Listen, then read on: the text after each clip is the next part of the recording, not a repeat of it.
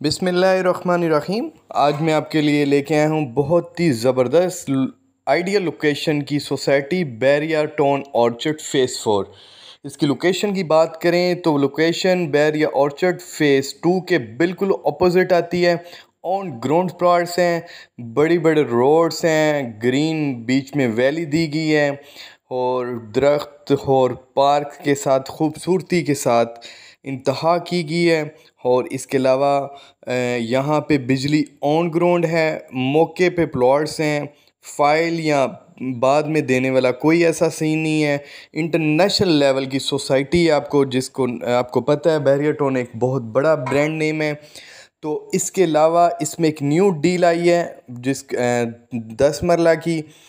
उसमें आपने 50% पहले पैसे देने हैं। टोटल प्राइस उसकी 68 लाख है और जो 50% है वो आफ्टर 3 मंथ में आपने पे करने हैं और 50% पे आपको कब्ज़ा दे दिया जाएगा।